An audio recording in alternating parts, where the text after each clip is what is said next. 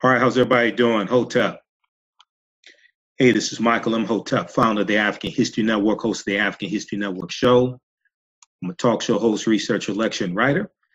So it is Monday, January 21st, 2019. It's Dr. King Day. And some of you saw my show I did Sunday night, the African History Network show on 9:10 a.m. the Superstation. So everybody share this broadcast on your Facebook page. Invite your friends to tune in also. So I just wanted to come on here quickly and let everybody know that I will be speaking for Dr. King Day at Second Baptist Church in Detroit. Second Baptist Church in Detroit, 1 p.m. to 4 p.m. Is the event at located at 441 Monroe Street in Detroit. Second Baptist Church is free and open to the public. And, you know, if you heard the show I did Sunday night, you know, we deal with the revolutionary Dr. King, and we deal with dispelling myths about Dr. King's legacy, right? Because unfortunately, a lot of the people who speak at Dr. King Day celebrations, unfortunately, a lot of those people have never studied Dr. King. And you can tell they haven't studied Dr. King by the content of their speeches, content of their presentations, all right? So this is free and open to the public. Bring the family, come on out. I'm going to deal with the revolutionary Dr. King, the one they don't show us on the television. So I only have about 30 minutes to speak, but you know, I think they'll let me take questions and answers. And I'm going to give you a rundown of how things are going to go at this event here, okay? Second Baptist Church is a historic church in Detroit. It was the last stop of the Underground Railroad, okay? So everybody knows that Detroit is across the river from Canada, all right? And Second Baptist Church was part of the Underground Railroad. All right, so this event is free and open to the public. It is a interfaith event, so they'll have Christians, Jews, Muslims, different denominations, different religions there, okay? And this year's theme is coming together in divided times, coming together in divided times, all right? Now, my full Dr. King presentation is called The Distortion of the Legacy of Dr. Martin Luther King Jr., The Distortion of the Legacy of Dr. Martin Luther King Jr., the revolutionary will not be televised on the television. That's my full Dr. King presentation. You know, we have that on DVD at our website, AfricanHistoryNetwork.com, AfricanHistoryNetwork.com. It's about 2 hours. We have it on DVD and it's on digital download, okay? And we'll post the information here so you can order that. So it's on DVD and it's on digital download. The DVD is on sale $10, digital downloads on sale $8. So this event is 1 p.m. to 4 p.m. It's free and open to the public. Refreshments will be served. Bring the family. 441 Monroe Street in Greektown in Detroit. And to mark the 33rd observance of Dr. Martin Luther King Jr.'s birthday, 2019, the historic Second Baptist Church of Detroit will host an interfaith program and breakout discussion. So this year's theme, once again, coming together in divided times. I'm the keynote speaker, Michael Imhotep, host of the African History Network show, founder of the African History Network. For more information, you can call 313-961-0920, 313-961-0920. You can email them at info, I-N-F-O, at secondbaptistdetroit.org.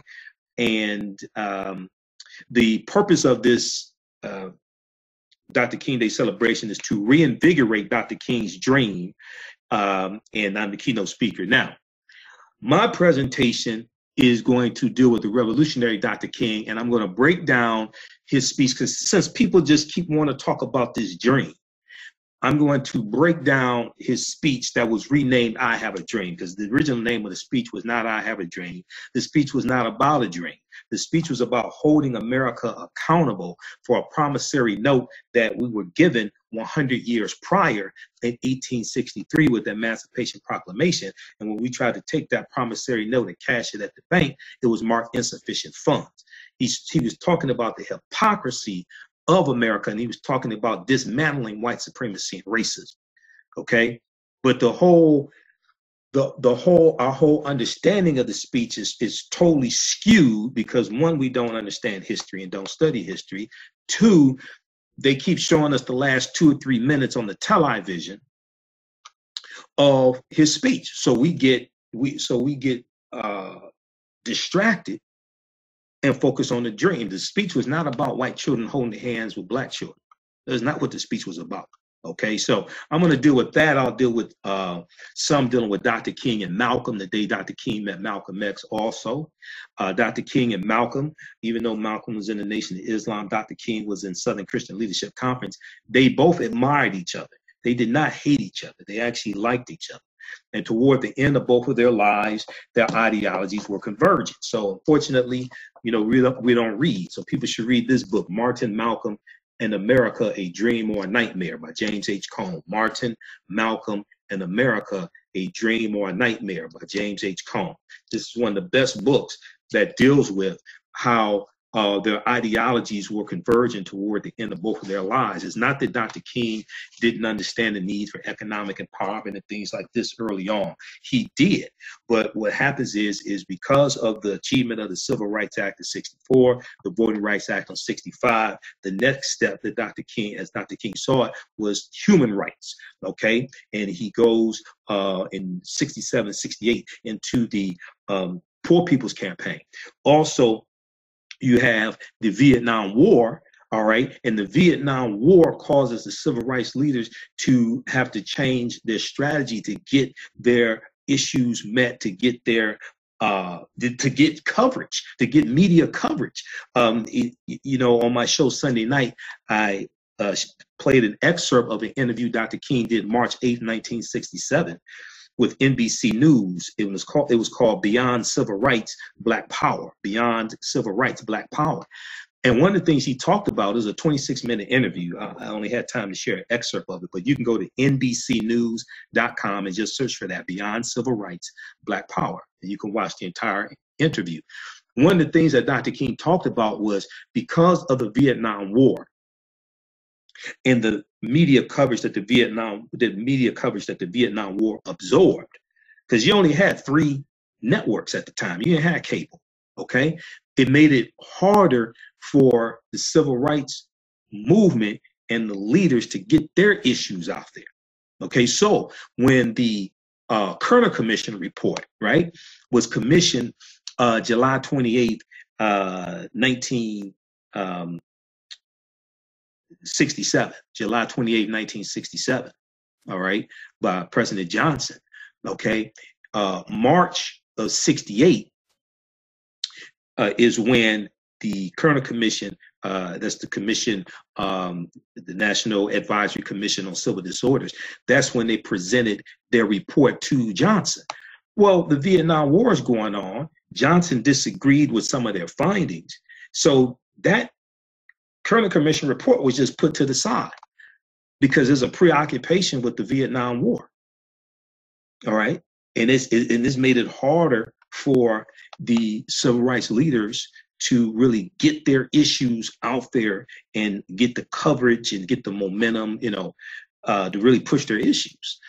So, so when we deal with Dr. King, I talked about the Sunday night on my show, and we uploaded it. It's on our YouTube channel, Michael Imhotep, IMHOTEP on YouTube. It's also on our Facebook fan page, the African History Network. One of the things I talked about was the relationship between Dr. King and Muhammad Ali, because there was a secret friendship behind them, right, that a lot of people don't know about, okay? So people will say, well, why were they friends? Muhammad Ali was a Muslim. He's in the Nation of Islam. Dr. King was a Christian with Southern Christian Leadership Conference. They're not supposed to be friends, but they were. They had a lot in common. Okay, so You know, we have to study Dr. King. We have to study Malcolm. We have to read their writings. Read, you know, so Malcolm, you know, autobiography of Malcolm X as told to Alex Haley. Because Malcolm didn't write it. That was Malcolm dictating to Alex Haley, and Alex Haley organizing the dictation, organizing Malcolm's thoughts, things like that, putting it into the autobiography of Malcolm X as told to Alex Haley. But we need to read Dr. King's books. This is his last book. Where do we go from here? Chaos or community? See, this came out in he wrote this in 1967. Okay. This was his last book. We haven't read Dr. King. We haven't studied Dr. King. So this is why on Dr. King Day, people will talk about the dream and have absolutely no clue what the hell they're talking about. So we have to stop that. We have to do better. Okay. We need to study Malcolm. We need to study Dr. King, Muhammad Ali, study the Nation of Islam, study the Southern Christian Leadership Conference, study Ella Baker, NAACP, all this stuff. Because, you know, one of the things I'll deal with at Second Baptist Church on Monday is that Malcolm was calling for a unification of the civil rights leaders. Okay, Malcolm was calling for a unification of the civil rights leaders, even when he was in the Nation of Islam. And that's not even talked about. Or we don't deal with the fact that Dr. King met with the Honorable Elijah Muhammad February 24th, 1966. Dr. King and Coretta Scott King went to the Honorable Elijah Muhammad's house, and Dr. King met with him. That's not even discussed. This is the year after Malcolm was assassinated.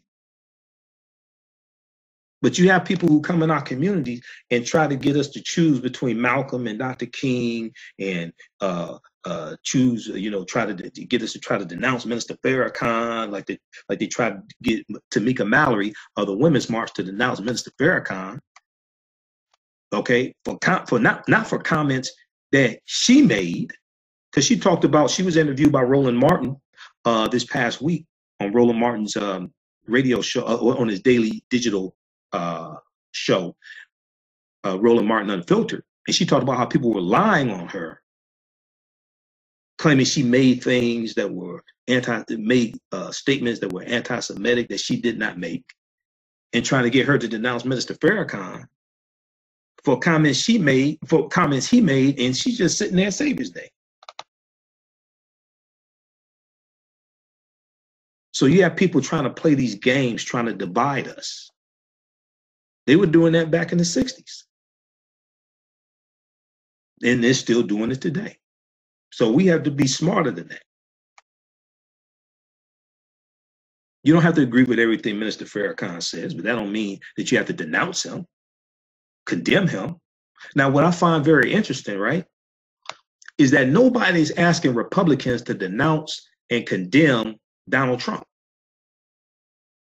Now, Donald Trump is called African-American NFL players, SOBs. Donald Trump made 7,546 false or misleading statements in the first 700 days. He called January 2018 in a meeting dealing with DACA and immigration. He called African nations, Haiti and El Salvador, he called them S-hole countries. Okay, that he's talked about in the past. He said that Haitians brought AIDS to this country. Okay, he demonizes undocumented immigrants, even though he has them working at some of his properties, like his golf course in New Jersey, as we found out, and the Washington Post and New York Times reported on that. Okay, so all the things Donald Trump has done, okay, instituting policies that break up, separate children from their parents, things like this. People are not asking Republicans to denounce Donald Trump. He called himself a nationalist. We know that's code words for white nationalists. Nobody's asking Republicans, do you denounce Donald Trump? Do you condemn Donald Trump? So why are you asking them to condemn Farrakhan? The Attorney General doesn't report to Farrakhan, they report to Donald Trump. Secretary of Education doesn't report to Farrakhan, they report to Donald Trump. The Secretary of Defense doesn't report to Farrakhan. They report to Donald Trump. Secretary of State doesn't report to Mr. Farrakhan. They report to Donald Trump. So why are you trying to get them to denounce Donald Trump? You're not trying to get them to denounce Mr. Farrakhan. I mean, why are you trying to get them to denounce Mr. Farrakhan? You're not trying to get them to denounce Donald Trump. Not only that, Donald Trump nominates Supreme Court justices.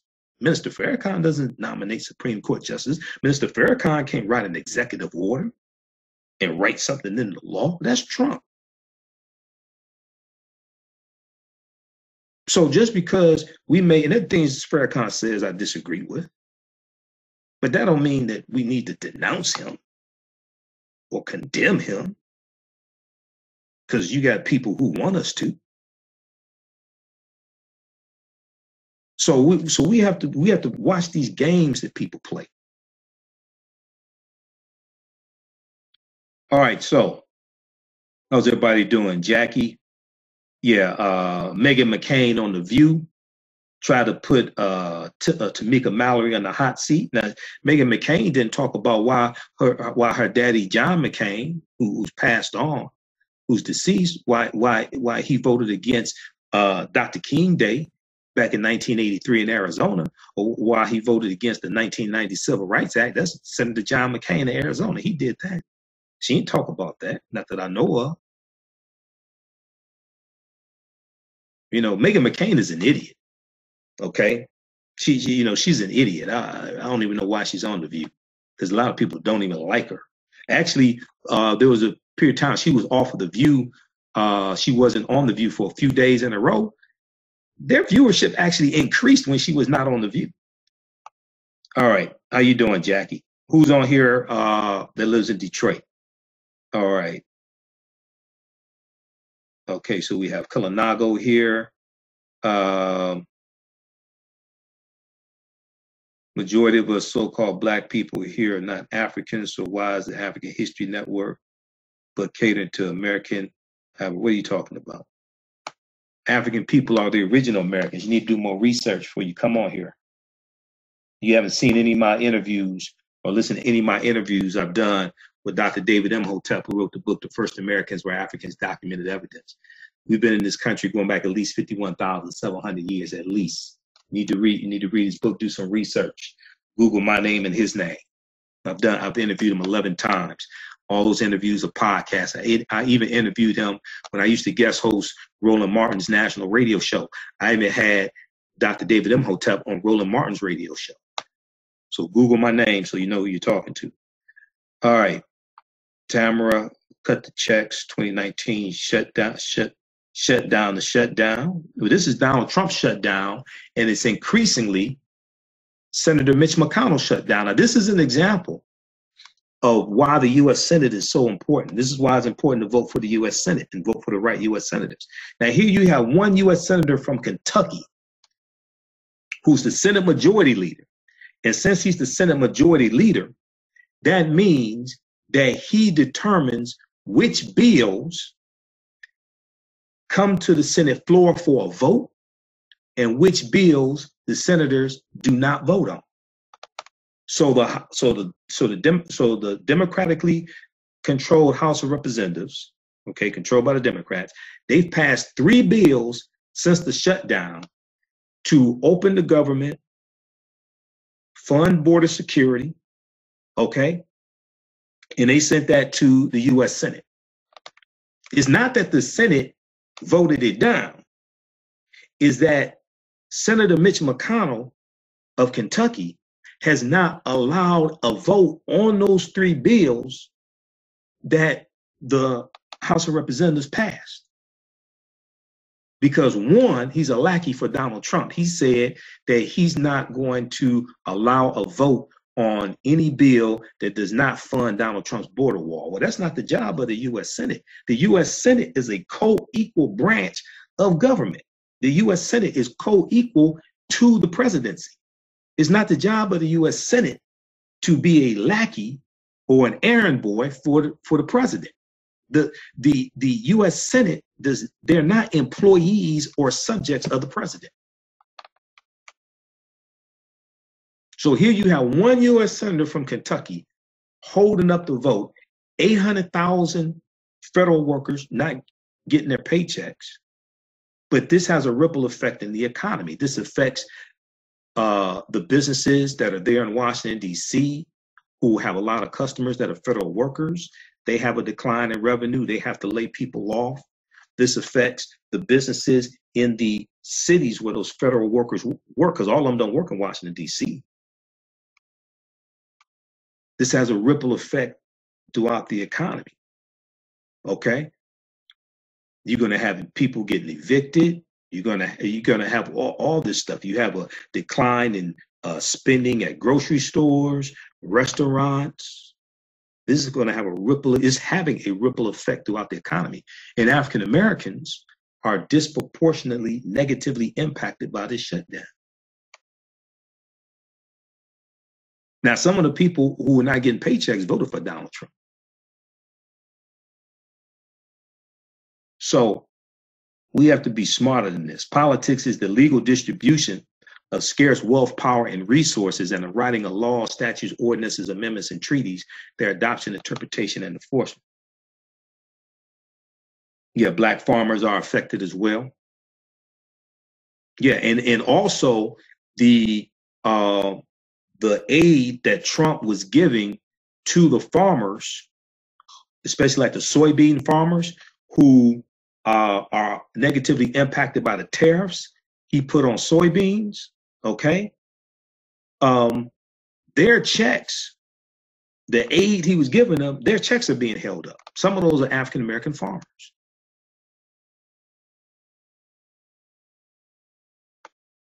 So I know a lot of people are under the illusion that if African Americans, if we just own our own businesses and things like that, we wouldn't be affected by the government shutdown. That's not true. Because you have people who get HUD assistance for their rent, their checks are being held up. So what happens if you're a landlord and you have properties and you have tenants who get whose rent is subsidized by HUD? Now your checks are held up, and you're a landlord. What happens when you own a grocery store and federal workers are not spending money at your grocery store because they don't have the money? So now you have to lay off employees at your grocery store, and you're the owner of the grocery store. What happens when you're a business owner and you're trying to get your patent application processed because the patent office is closed? They're not processing patent applications unless they open it up in the last couple of days. They're not processing patent applications. What happens when you're an African American business owner and you're trying to get your loan approved through the Small Business Administration? Because they're not approving loans through the SBA because the government is shut down.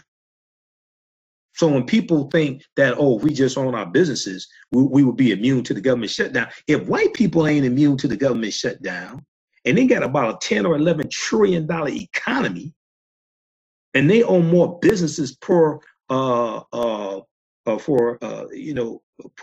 white people than African Americans, then I mean, what are you talking about?